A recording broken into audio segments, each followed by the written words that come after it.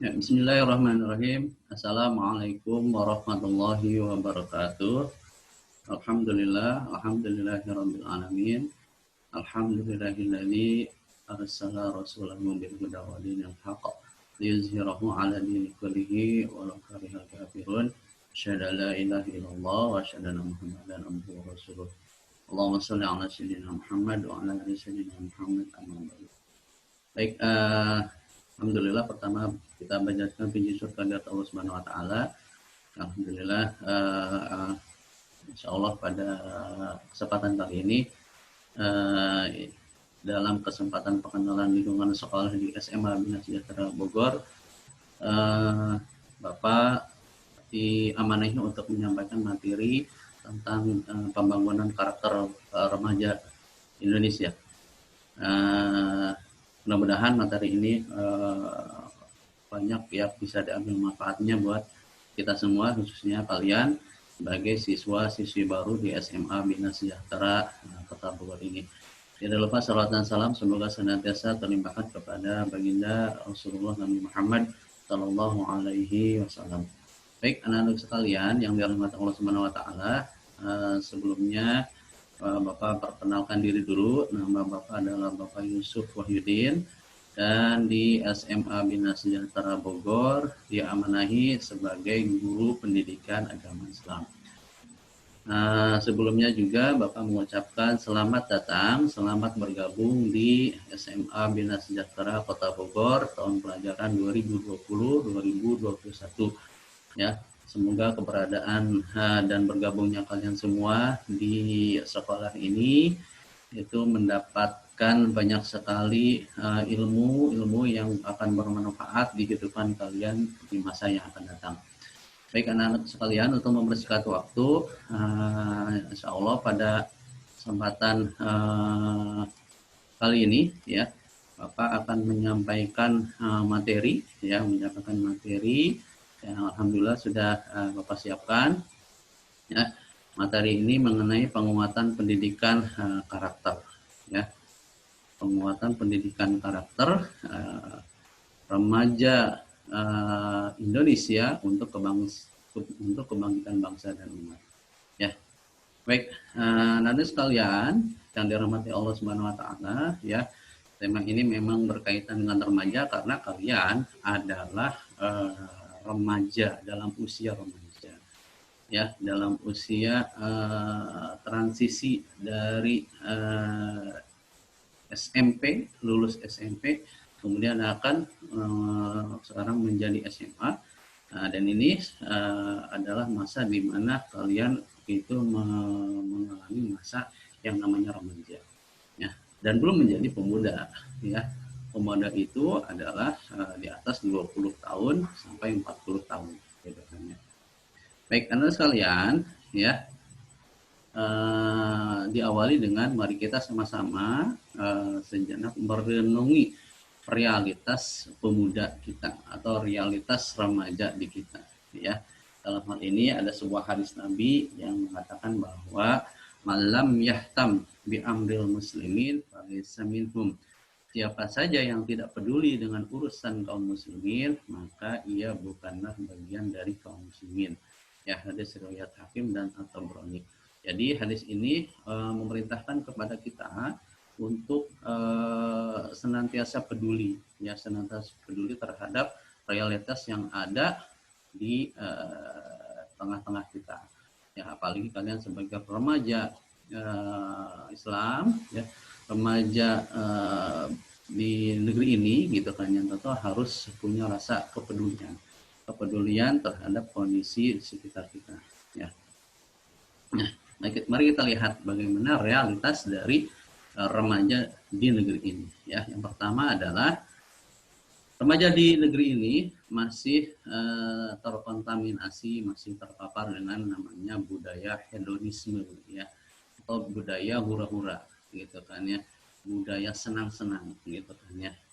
Nah, kemarin ketika kalian lulus dari SMP gitu kan ya, dan sekarang sudah masuk SMA, mungkin sebagian dari kalian gitu kan ya, atau remaja yang lainnya yang baru lulus kelas 3 pun itu mengalami euforia, kesenangan, kegembiraan gitu kan ya, kegembiraan ketika sudah lulus gitu kan ya. Yang itu sebenarnya tidak tepat dilakukan. Banyak hal yang bisa dilakukan. Kalau di gambar ini diperlihatkan bagaimana mereka euforia kegembiraannya itu dilakukan dengan cara coret-coret terhadap baju mereka ya, kemudian jalan-jalan sebagainya gitu kan ya. Nah ini mudah-mudahan kalian tidak mengalami atau tidak melakukan hal tersebut ya, karena ini kan sebenarnya bisa dilakukan dengan artinya pakaian yang dipakai oleh kalian yang tidak dipakai lagi itu bisa disumbangkan kepada mereka-mereka yang masih membutuhkannya. Tapi insya Allah kalau kemarin sepertinya dalam kondisi pandemi itu tidak terjadi hal-hal seperti ini ya. Nah, bagaimana produk hedonisme dan hura-hura itu ya, kita bisa list, kita bisa lihat itu meliputi gaya hidup, pesta dan dugem gitu kan ya, kontes-kontes idol remaja dan sejenisnya. Kemudian juga marak lagi yang namanya geng motor dan klub-klub lainnya. Kemudian juga remaja kita terpapar dengan PlayStation dan game online, kemudian juga kecanduan narkoba, kemudian gila bola luar biasa ya, artinya sangat senang sekali menonton bola ya dan menjadi bahan pembicaraan sehari-harinya. Kemudian juga ada Korean Wave ya, jadi serangan dari drama-drama Korea yang saat ini juga menjadi marak dan lain sebagainya. Nah, inilah produk dari hedonisme dan hura-hura yang terjadi terhadap remaja kita. Nah, kita lihat nih anak-anak sekalian, kita bisa lihat ya di beberapa surat kabar ya, surat kabar yang menyebutkan bahwa hasil survei bagaimana 45% remaja Indonesia antara 13 dan 19 tahun sudah merokok gitu. Nah, ini adalah sebuah fakta, sebuah kenyataan yang ada di tengah-tengah kita, bagaimana remaja Indonesia itu hampir setengahnya 45% itu sudah terbiasa dengan yang namanya rokok gitu kan ya. Nah, ini menjadi problem bagi remaja kita saat ini. Kemudian juga ya, ini bagaimana masih terjadinya tawuran ya di antara remaja, di antara sekolah, yang itu sangat merugikan ya, merugikan karena bahkan berujung kepada korban nyawa gitu. Nah, ini diberitakan bahwa salah seorang remaja di Bogor tewas karena tawuran yang awal mulanya justru diawali dengan janjian ketemu di media sosial. Ini adalah sebuah permasalahan yang sepertinya tidak berakhir, tidak ada ujungnya. Ya, maka oleh sebab itu ya anak-anak sekalian, jangan sampai kita itu terlibat ke dalam hal-hal yang seperti ini gitu. Ya, jadi tolong tinggalkan teman-teman yang memang dia sering memprovokasi kalian untuk ikut-ikutan tawuran dan lain sebagainya. Nah, ini juga masih bicara masalah rokok gitu kan ya. Bagaimana di Bogor 21,4% itu anak-anak di Bogor itu merokok ya. Nah, tidak jauh yang namanya rokok itu nanti kesananya itu kan ya, itu akan terlibat dengan yang namanya narkoba gitu kan ya. Di sini diberitakan bagaimana peredaran narkoba itu kembali marak di kota Bogor ya. Ini beritanya masih baru 9 Juli tahun 2020. Nah, ini hati-hati ya, hati-hati anak-anak sekalian. Awalnya berawal dari kita pergaulan ya, kemudian ditawarkan dengan rokok terlebih dahulu gitu kan ya. Nah, nanti akan ditawarkan dengan yang lain-lainnya gitu kan ya, bahkan narkoba gitu kan ya. Mungkin awalnya adalah dikasih secara gratis gitu kan. Mungkin awalnya diberikan secara free gitu kan, silahkan coba dan seterusnya. Tapi kalau misalkan sudah terbiasa ya, kemudian juga dia kalau tidak mengkonsumsi narkoba itu menjadi cakau kalau bahasa remaja sekarang. Nah, barulah di situ akan diperaslah, artinya yang tadinya gratis maka kalian akan bayar selanjutnya. Nah, ini bahaya itu kan ya, narkoba itu ya. Jadi tinggalkan pergaulan-pergaulan yang menjerumuskan kita kepada narkoba ya. Kemudian tadi yang pertama hedonisme dan hura-hura. Kemudian ya, yang kedua adalah nafsu syahwat yang bergelora ya. Nah, bagaimana kondisi remaja kita saat ini terpapar pergaulan bebas ya, pergaulan bebas, pacaran dan lain sebagainya. Kita lihat bagaimana berita beberapa survei ya yang itu memberitakan kepada kita, salah satunya dari KPAI, Komisi Perlindungan Anak Indonesia, 90%, bayangkan 90% anak Indonesia terpapar pornografi internet saat usia maksudnya ya, saat usia 11 tahun. Bayangkan 11 tahun sudah mengkonsumsi atau sudah mengakses pornografi di internet. Ya, dengan realitas bahwa sekarang informasi itu dengan teknologi bisa diakses kemanapun, nah, ternyata ini menjadi problem tersendiri bagi remaja, gitu kan ya. Ya. Kemudian akibatnya apa? Akibatnya adalah 33% remaja Indonesia melakukan hubungan seks sebelum nikah. Bayangkan, sebelum nikah sudah melakukan hubungan seks. Ya, ini dalam hukum Islam ini adalah sebuah kemaksiatan, yang disebut dengan zina, gitu kan ya. Nah, zina ini kan hukumannya berat kalau di dalam Islam. Ini apa hukumannya? Kalau dia belum menikah, maka dia terbukti melakukan perzinahan, maka dia harus dihukum dengan 100 kali cambuk dan dia harus diasingkan dari tempat tinggal dia sebelumnya selama minimal 1 tahun. Nah, itulah kalau perzinahan dilakukan oleh orang yang belum menikah. Sedangkan bagi orang yang sudah menikah, baik laki-laki maupun perempuan, maka hukumannya di dalam Islam adalah dirajam. Dirajam itu adalah ditanam ya hingga dadanya, kemudian dilempari batu sampai dia meninggal dunia. Nah, ini hukuman yang sangat pantas gitu kan ya, karena kalau tidak seperti itu ya maka kondisi remaja kita itu akan banyak sekali yang terpapar hubungan seks bebas gitu kan, karena problemnya menjadi sangat banyak. Baik. Nah, jika masalah-masalah tadi terjadi, lalu apa yang tersisa dari remaja ini untuk kebangkitan bangsa dan umat di negeri ini? Ya. Kalau itu semuanya terjadi, apa yang tersisa gitu kan ya? Apa yang bisa diandalkan dari remaja kita saat ini? Kalian gitu kan ya, sebagai penerus generasi di negeri ini, maka harus mempersiapkan segala sesuatunya untuk kedepannya, ya, yang akan menggantikan generasi saat ini adalah kalian. Nah, maka oleh sebab itu kalian harus mempersiapkan segala sesuatunya ya. Nah, pertama adalah ya, jangan sampai masjid hanya diramaikan oleh orang-orang tua saja ya. Sebagai orang Islam ya, sebagai orang Islam, ramaikanlah masjid ya dengan sholat berjamaah walaupun di masa pandemi seperti sekarang ini, itu kan ya. Artinya tetap menjaga protokol kesehatannya. Kalau memang kita merasa takut gitu kan ya, terpapar COVID gitu kan ya, maka silahkan untuk melaksanakan di rumah. Tapi kalau tidak ya, kita yakin bahwa itu aman, maka silahkan untuk melaksanakan sholat di masjid. Gitu. Nah, kedua, jika Ramadan tiba, itu hanya menjadi ajang malas-malasan saja ya, banyak tidur dan lain sebagainya gitu kan ya. Nah, ini kan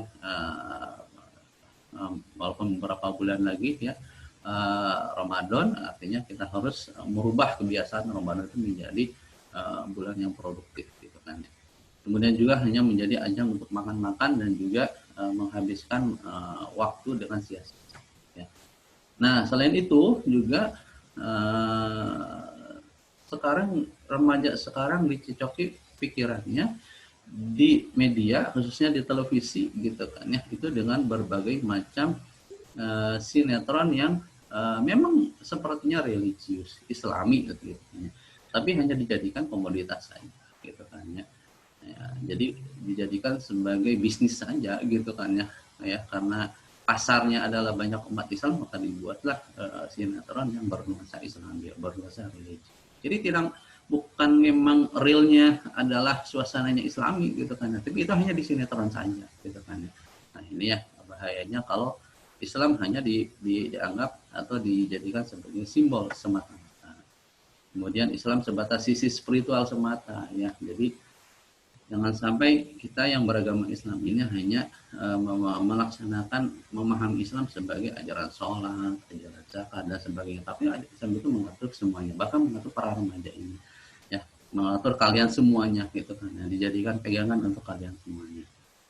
Nah, berdasarkan itu semua, maka kalian harus menyiapkan, mengumpulkan segala sesuatu agar di dalam pikiran kalian tetap ada pemikiran optimis ya, untuk lebih baik lagi. Pemikiran yang optimis untuk bisa bangkit menjadi para pemudi Islam, para remaja Islam yang bangkit untuk kemaslahatan umat dan bangsa ini. Ya, yuk kita lihat ya. Kita lihat bagaimana aksioma pergantian kejayaan. Ya. Jadi bagaimana Allah Subhanahu Wa Taala itu ya itu mempergilirkan masa-masa kejayaan. Ya. Nah, kalau bangsa kita, negeri kita ini sedang terpuruk, harusnya ada keinginan untuk bangkit. Nah, dari mana awalnya untuk bangkit di negeri ini? Ya, maka kalianlah sebagai remaja Islam khususnya untuk mempersiapkan segala sesuatunya. Di dalam surat Al-Imran kita bisa lihat, dan masa kejayaan dan kahiyun kami pergilirkan di antara manusia agar manusia mendapatkan pelajaran. Dan supaya Allah mengetahui orang-orang yang beriman, dan supaya sebagian kamu menjadikannya gugur sebagai syuhada.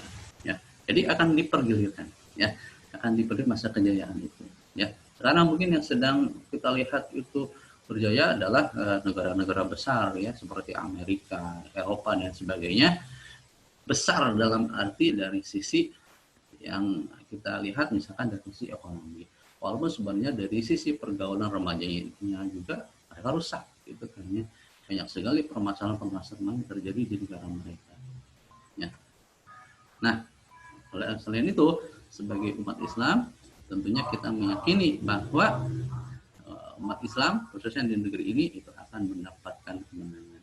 Ya, kita lihat bagaimana dalam surat At-Taubah Allah mengatakan dialah yang telah mengutus Rasulnya dengan membawa petunjuk dan agama yang benar untuk dimenangkannya atas segala agama, walaupun orang-orang musyrik tidak menyukainya.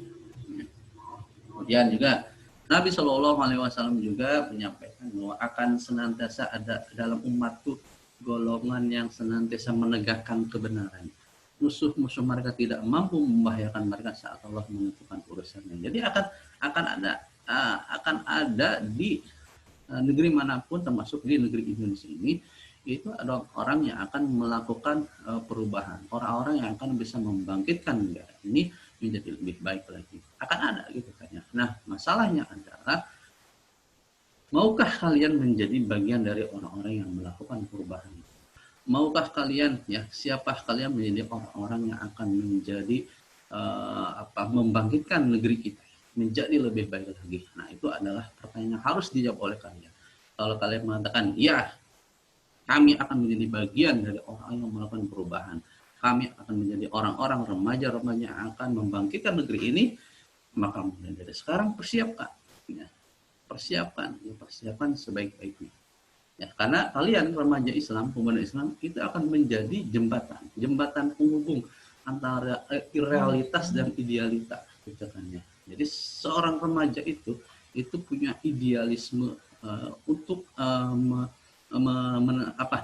mewujudkan cita-citanya, gitu kan ya. Maka remajalah yang akan menjadi jembatan penghubung agar realita itu terwujud, agar kenyataan cita-cita yang di benaknya itu terwujud. Maka di dalam benak para remaja itulah itu harus direalisasikan dengan perbuatan, ya, perbuatan. Nah, langkah apa saja yang harus dilakukan oleh para remaja di negeri ini, ya kan? Langkahnya adalah yang pertama, menyadari peran pemuda dan remaja dalam sejarah Islam dan bangsa ini. Kalian sebagai remaja Muslim, remaja Indonesia saat ini, maka harus tahu bagaimana sejarah negeri ini bangkit, sejarah negeri ini merdeka, sejarah negara Indonesia melakukan perlawanan terhadap penjajahan. Ya, nah karena sejarah ini penting agar kita punya gambaran bagaimana dulu para pejuang kemerdekaan di negeri ini, para pejuang dulu melakukan jihad fisabilillah untuk mengusir para penjajah, sehingga kita saat ini bisa menikmati merdeka dari penjajahan tersebut.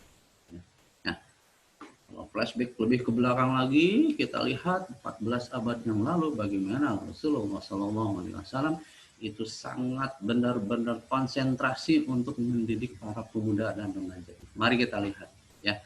Yang pertama, Ali bin Abi Thalib ya, masuk Islam di usia 8 tahun. Bayangkan usia 8 tahun masuk Islam. Nah, kalian sekarang apa yakin sudah lebih dari 8 tahun.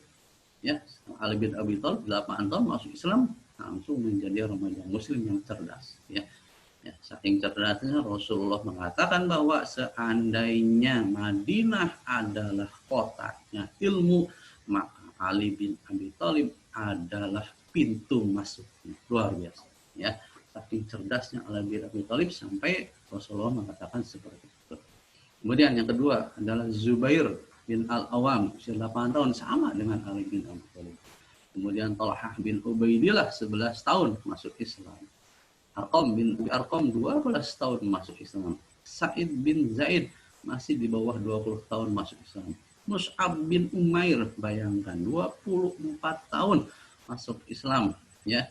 Masuk Islam, beliau ini adalah anak orang kaya. Ya, anak orang kaya terpandang di Mekah gitu kan ya. Bapak dan ibunya adalah orang terhormat, orang terpandang. Dan Mus'ab bin Umair ini adalah pemuda Islam saat itu yang pakaiannya adalah pakaian terbaik pada zamannya. Ya, tapi ketika masuk Islam, semua pikirannya, semua apa yang ada di dalam dirinya itu diperjuangkan di jalan Islam. Ya, untuk kebangkitan umat. Gitu kan. Maka wajar Rasulullah SAW lalu mengutus Mus'ab bin Umair untuk menjadi duta pertama Islam di Madinah sampai bisa mengislamkan para penduduk Madinah sebagian besar. Luar biasa. Ya. Nah, di usia yang masih sangat muda menjadi duta gitu kan ya ke Madinah. Kemudian selanjutnya Umar bin Khattab 26 tahun masuk Islam. Abdurrahman bin Auf 30 tahun masuk Islam. Orang paling kaya yang ada di Mekah saat itu masuk Islam, luar biasa, dan beliau infakkan hartanya di jalan Allah Subhanahu wa taala. Kemudian Abu Bakar As-Siddiq 37 tahun dan masih banyak yang lainnya ya. Nah, kalian ini termasuk mana? Termasuk yang tadi remaja ya, remaja yang memang harus punya visi yang jelas ya. Nanti dibahas di slide selanjutnya, punya gambaran yang jelas ke depannya mau apa. Nah, sekaranglah kalian harus mempersiapkannya ya. Nah, anak-anak sekalian, lalu apa prestasi sejarah mereka? Apa torehan tinta emas mereka di dalam sejarah yang bisa kita lihat saat ini? Mari kita lihat ya. Nah, mereka tadi disebutkan dan banyak para sahabat Nabi yang lainnya itu mampu menaklukkan dua imperium besar Romawi saat itu. Ya, maksudnya dua imperium besar dunia saat itu, baik Romawi maupun Persia.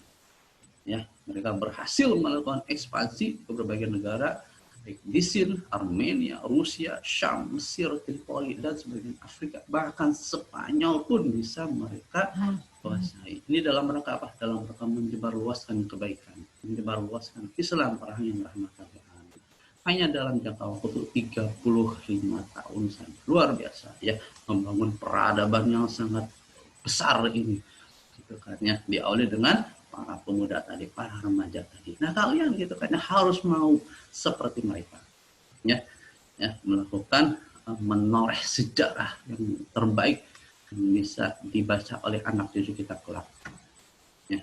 Kemudian generasi selanjutnya kita lihat Umar bin Abdul Aziz ya, itu dengan cepat hanya dalam jangka waktu 2 tahun itu menjadi orang yang paling melegenda ya.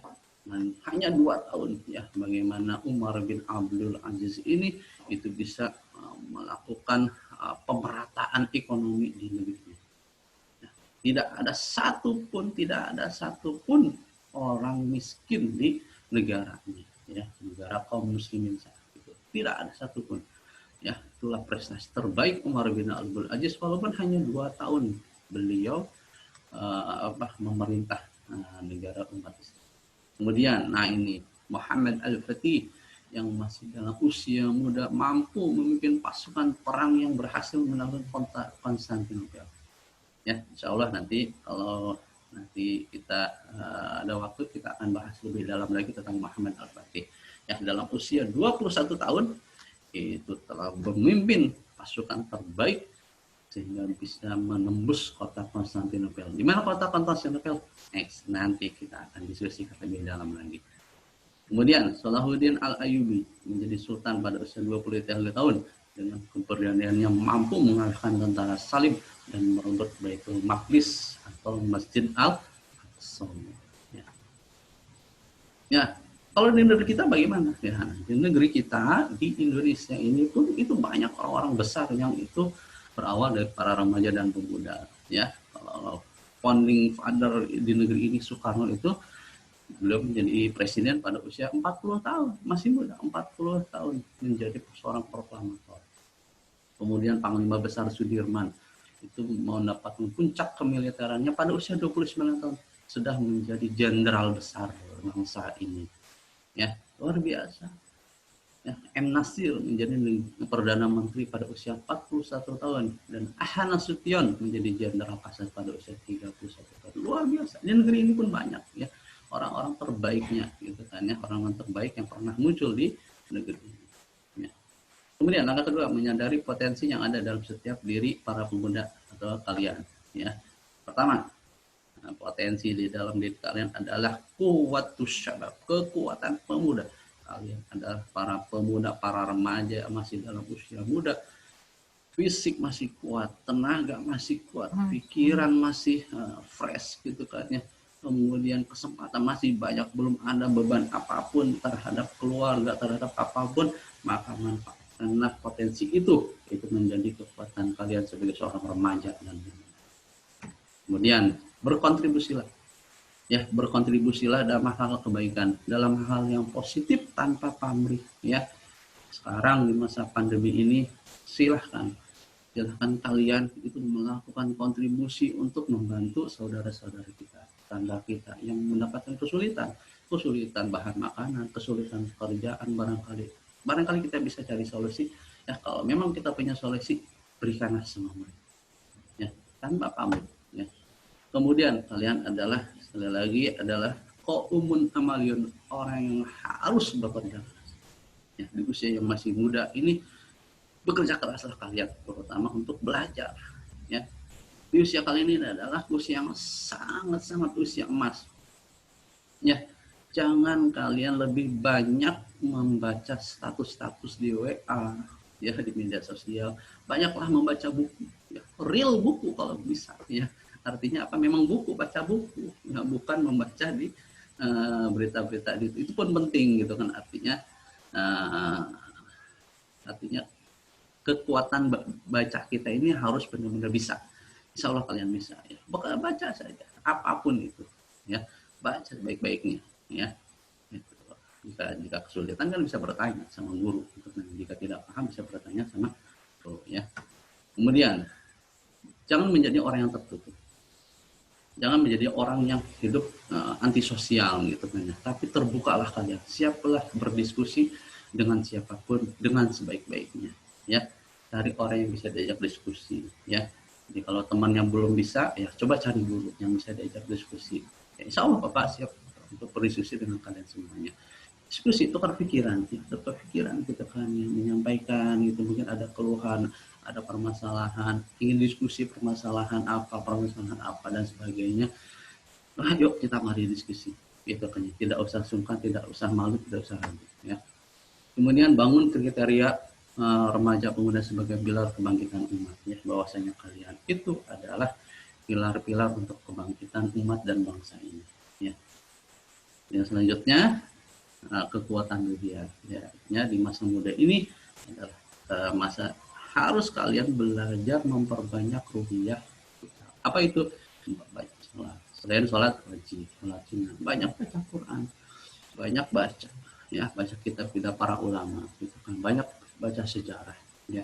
Itu kita akan mendapatkan banyak sekali referensi untuk kekuatan kita ya, referensi dan juga ya, itu akan menguatkan ruhiyah.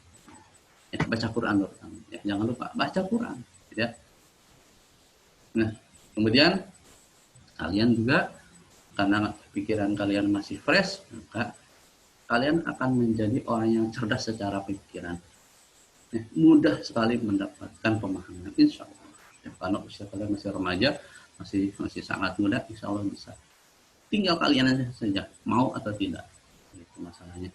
Kalau kalian mau gitu kan ya, maka pasti Allah akan bukakan pikiran kita ini itu menjadi luas dan mudah untuk mendapatkan pemahaman. Kemudian bangun jaringan, banyak bersosialisasi, banyak berteman dengan siapapun, ya kan. Namun pastinya berteman dengan siapapun, pastinya kita sudah punya basic, sudah punya dasar, sudah punya landasan, sehingga kita memiliki kekuatan, ya. Kita bisa mengcounter segala hal yang itu membahayakan diri kita, ya. Kemudian harus punya visi yang jelas dan visi gambaran ke depan mau seperti apa. Ya, jangan sampai masa depannya suram karena tidak punya visi, ya. Dari sekarang visi dibentuk, saya mau jadi apa 5 tahun ke depan, saya mau jadi apa 10 tahun ke depan, itu ya. Nah, kemudian jangan bekerja sendiri, ya. Jangan menjadi one man show, jangan sampai muncul sendiri, ya. Tapi bekerja samalah dengan tim, bentuklah tim bersama-sama. Ingat, 2 orang lebih baik dari 1 orang, 3 orang lebih baik dari 2 orang, 10 orang lebih baik dari 5 orang, dan seterusnya, semakin banyak semakin baik. Dan ini itu juga harus dipersatukan dalam satu pemahaman dan pemikiran sehingga visi tim tadi akan tercapai, ya. Jadi bekerja sama dalam tim. Pada akhirnya move on, ya. Jangan menjadi remaja yang lebay, ya, karena sering nonton Korea, sering nonton remaja, sehingga kita menjadi orang-orang yang menghabiskan waktu dengan percuma. Karena kenapa? Kewajiban kita lebih banyak dari waktu yang tersisa, ya. Kita ini pendek umur kita, ya, sangat singkat, manfaatkan sebaik-baiknya. Insya Allah Bapak yakin kalian bisa. Nah, itulah karakter remaja pemuda Indonesia untuk kebangkitan umat dan bangsa ini, ya. Nah, terakhir, ya, di sini Bapak tuliskan bagaimana Bung Karno menyampaikan, beri aku 10 pemuda, aku akan menguncang dunia, ya. Jadi karena kenapa? Karena Soekarno tahu bahwa di tangan pemuda lah perubahan itu akan tercapai, akan terjadi, ya. Kemudian terakhir juga kita tahu bahwa ada salah satu surat di Al-Quran, yaitu surat Al-Kahfi, yaitu menceritakan Ashabul Kahfi, para pemuda yang beriman, ya. Para pemuda beriman ini, ya, itu berdoa kepada Allah Subhanahu wa taala, Rabbana atina min ladunka rahmatan wa hayyi' lana min amrina rasyada. Wahai Tuhan kami, berikanlah rahmat kepada kami dari sisimu dan sempurnakanlah bagi kami petunjuk yang lurus dalam urusan, ya. Jadi ini adalah surat yang berada di tengah Al-Quran yang disunnahkan dibaca seminggu sekali pada hari Jumat. Ternyata isinya adalah tentang para pemuda, tentang para remaja yang beriman kepada Allah Subhanahu wa taala. Baik, Anda sekalian, ya. Jadi sekali lagi, jadilah kalian remaja muslim, remaja bangsa ini yang berkarakter apa? Berkarakter Islami, yang akan membawa perubahan, akan bisa membangkitkan negeri ini dari keterburukannya mulai sekarang, mulai saat ini, jangan ditunda besok, jangan ditunda nanti. Yuk kita kalian menjadi orang-orang terbaik di negeri ini, akan memberikan sumbangsih bagi negeri ini yang akan tercatat, tertoreh dalam sejarah tinta emas. Baik, anak-anak sekalian, barangkali itu materi dari Bapak pada ini. Insya Allah nanti karena Bapak juga mengajar kelas 10, ya, pelajaran PAI, insya Allah kita akan ketemu lagi. Semoga bermanfaat, ya. Terima kasih dari Bapak. Mohon maaf jika ada kekurangan dan kesalahannya. Assalamualaikum warahmatullahi wabarakatuh. Terima kasih.